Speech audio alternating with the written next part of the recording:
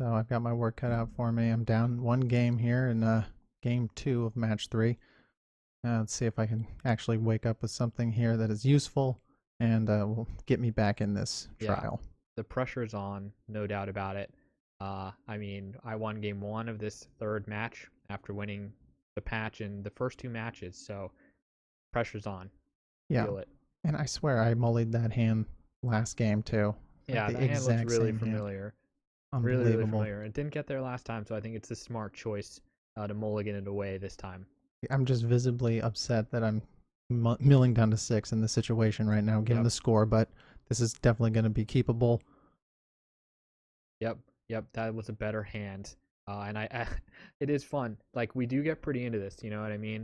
You Like, think? yeah, there are prizes on the table. It's casually competitive cubing, but we're here to win, right? Like we do want to win, and it's got to be frustrating mulliganing the second like the second match of or the second game of the Yeah, third match it's after not where you losing want to both be. matches. You It's just definitely not where you want you to be. don't want to be there, but you do want to be right here. Turn 1, casting Black Vice, and you can see right up there on the health bar there. I am down the game as indicated by the blue square Yep. for EXO, and he is going to move to his upkeep and take 3 damage. Yeah, that's pretty good. Effectively, like lightning bolting me. I mean, that's a really, really, yeah. I mean, that's when you want to see it is turn one on the play. It's just a good start.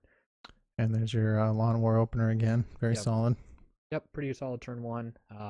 It did win a game after doing it, so I like seeing it here again in game two. I cannot let you win this one. It is just too important. I mean, we've got the Gideon coin on the trial, and if I go down 3 matches, it's just going to be really hard bringing it back. But it is a race to 5. Yep, yep. So even if I pick this one up, you got a bit of time, but I mean, the window is closing. So my opening hands and my like early game strategy here, it looks like I'm gonna try to do something with Pattern of Rebirth on my Llanowar elves. I really do like Pattern of Rebirth, so um, that was why I kept this hand. I had the early ramp and Pattern of Rebirth that could just target the elf and do something pretty cool.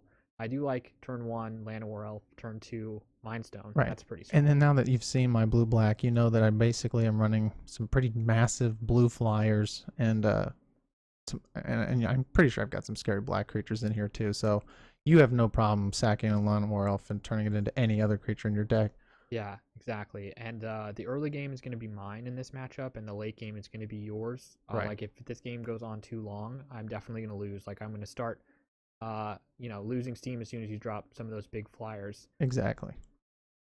Another thing I want to do is just empty my hand since you started that game with that black vice. It's like I need to play my cards as quickly as I can. So that's an interesting thing. Like if you were running board wipes or anything, like you're basically forcing me to devote to the board to get under that black vice. So that's pretty fun. Mm-hmm.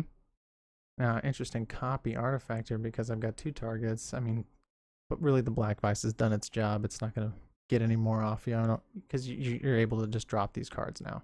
Right. And so you're turning it into a mind stone Yeah, I got now. to go with the Mind Stone. Yep, not a bad play. I do like that turn for you, like strip mine, copy artifact, nice old cards, really nice to see on the day. Yeah, my battlefield definitely feels advanced. Right, some serious old school magic going on over there on Mm-hmm. LTD's side of the battlefield. Yeah. Um, I'm definitely playing a deck that you would like to play. I know you like the Enchantress Oh, and stuff like that, and this isn't my wheelhouse necessarily, but look at I'm that. experimenting, trying to get it to work out for Well, me. you basically turn your Lawn War indestructible, and then you get to draw a card. So, yeah, I mean that's how you do it. That's how Right. that means you're doing it correctly. Yeah, it's a lot of words for saying unblockable on the Llanowar Elf. It Sure. really is. But now it's a pretty good attacker and a really good blocker. So I like where that's going. Well, one more land, I'll be able to afford my Mahumati Djinn. Sounds pretty scary. I'm not sure I want to see that. You know, just really a flavored text card. There's the Lotus Veil again. Getting rid of the islands this time, keeping that swamp around. I mean, game one, you did have problems with the swamp, so you're solving that problem now. Problem solved for sure. And there he is. Just a 5/6 flying, not a problem. Oh, yeah. This is fine. I block Shivan Dragon, right? It's a 3rd edition. I'm sure I pulled that myself. It was an uncommon. Nice. but Well, it of course was printed in alpha, right, right. like a lot of these cards are. Majority of what we see here is third edition, but there's a little bit of unlimited mixed in. Yep, and even though you got that big 5/6 blocker, my Land War Elf is really not scared at all. No, He's still gonna get in there. no, he's unblockable, indestructible. He's the VIP. Yep, yep.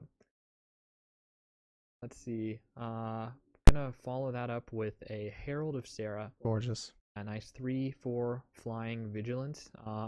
Really not that good. With the Djinn on the table. But you Yeah, know, it's something. it's something. You can block the Djinn at least, and sometimes that's just what you need. Yep. Close game, 14-16. Really need to. I would like to pick this game up. I don't really need to. I'm Of relaxing course you do. today. Yeah. Uh, Yeah, but yeah, you're just having fun. But I mean, you pick this game up, you're basically shut. You just shut me out at the first three matches. So right. I'm really on the ropes. Persecute here. I did try to clean up the edges of that image and don't like what it did to the color scheme. I apologize for that. But it's a gorgeous looking card, and I really wanted to show it off, but sometimes the editing software doesn't behave the way you want it to. So, effect of that, you got to show me your three cards. Two of them are green, so I choose green. They get tossed into the graveyard, and now we know you have a planar collapse. yep, I do have a planar collapse, and you actually have to choose the color before I show you my hand. So I think you Oh, picked that's green true. and you picked right. You picked I correctly. did pick So correctly. congratulations on that. Two really good cards out of my hand. I mean, I would have drawn a card off of that Oath of Druids. I don't know what that other card is, but I'm sure I would have wanted it. So Right. But actually, if I would have been able to see it first, I probably would have went with white really, because, frankly, I'm want to keep my all the creatures out the way that they are right now. You know, I'm okay with it. yeah, that's true. I mean, that 5/6, it's the biggest creature on the table, by far the most valuable creature on the table. And yeah, so planar collapse is going to Right. be my See answer there. Radiant there in the background. Oh, nice. That's Yeah. Radiant. Yeah, Cool. there she is. Yep. So that's really interesting. So we've got the conditions met here at your upkeep with the four creatures out. It's gonna go boom Yep. and wipe the board of all creatures. Yep. And I'm totally cool with that because of my Land War Elves Right. and that Pattern of Rebirth. It's going to let me go find the best creature in my deck. So of course I'm gonna swing in here, and you could have blocked. Yeah, but I choose not to block because I want the planar collapse to go off. I believe is what. So Yep.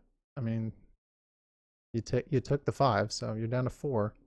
not a good life total. I don't know if that's I don't know if I would have done that. I think I would have blocked and not triggered the planar collapse. Yeah, I'm too scared of the Jin. You know. Yeah. So, Well, taking the rightfully so. taking the out that I have. Hear you. The Vice is scary here at 4 life, but fortunately I don't have cards. There is the planar collapse at upkeep, triggering Pattern of Rebirth. Now I got to go pick the best creature out of my deck, clear the board. Even though I'm at 4 life, I mean that feels pretty good. It's a good start to this turn. Yeah, I mean, your card's triggered in the way you expected them to. I couldn't do anything about it. Yeah, I have a lot more life, but you got an empty board here, and a 6/6 just materializes for you. Yep. I got my personal incarnation on the battlefield now, and it does say I would lose half of my life rounding up if it dies, but fortunately I'm at 4, so we're talking about 2 life. And a 6/6, that's really good. That's a good body in Ancient. That's what you're looking for. Well, yeah, you got me on a 4-turn clock. It does not have haste. No haste there. But I did really want to attack with it that turn. It really did. You thought he was hasty because he's like electrically flying Right. into the. Yeah, I mean, he looks kind of hasty, but no dice. Not today. So tapping the veil here for 2 blue to Dance of Many. Now this is really interesting because I'm of course going to choose the personal incarnation, which is going to make a 6/6 copy token personal incarnation. So if my copy dies or goes to the graveyard, I would lose 8 life as it stands. Right. But if the enchantment dies, you exile the token, which would get around the personal incarnation death trigger, which is really interesting. I mean, it's pretty complicated, especially when you're reading these old cards to like find those interactions. And here it is actually, because I have the clear, I'm hitting the Dance of Many, which exiles the token, which gets around the life loss trigger from personal incarnation, which is pretty huge because we're talking about 8 life since you're at a much higher life total than me. So Easy to miss that, but we definitely did it right. I'm feeling pretty good here. I mean, I have a 6-6. I mean, the tide is turning in my direction. Can't believe you got icy out on me again. That is so frustrating. Yeah, I mean, what a card. I mean, it's an uphill battle fighting through an icy Oh, manipulator, but here is a here's an snake answer. basket. That's a snake backsit right there. Yeah, I mean, at 4 life, I mean, don't underestimate the power of snake basket. I mean, just how many bodies it can generate on its own, is pretty insane. I'm gonna tap it down. I'm like, hey, I see that basket. I don't like it. Right, because I could have cracked it there for a couple. Yep. Ultimately, though, that's not the plan. Going for 6. Going for My 6. game. Yeah, tied at 4. And now I've got 7 mana available to me, meaning that I can crack snake backsit there for 7. And what better play? Yep. I mean, that's that right there when you know that you are back in this match. Yep. 7/1/1 bodies is a pretty good way to get around icy manipulator. You know, like you're going so wide that icy manipulator doesn't really matter. Like, sure, I can get one, but doesn't really impact too much. And you can also chump my personal incarnation for days now. So Well, the good doctor smiled on me this day because I really did need something here. And sure enough, I top deck that snake backsit, crack it for 7. yep. And I don't even know if you have the answers for this when you're already down to 4 life. Yeah, I'm playing through it. I don't think that I do. I think honestly at this point in the game I haven't realized I lost yet. Like I just had such a huge like the last 2 turns were such a momentum swing in my direction. Oh, And for sure. I just didn't realize how far behind that snake basket put me. So I'm playing through it. I probably should have conceded as soon as he cracked the basket because there's no way out. I should have known I lost. Yeah. And you know, we understand. We have a lot of tokens, we have a lot of dice. We're going to really favor tokens. Like when possible, we're going to just have more and more tokens out on the Yeah, field as opposed to dice. definitely. And there's the concede there, and I am back in it. We've got a tie game Yep. going into match 3, game 3.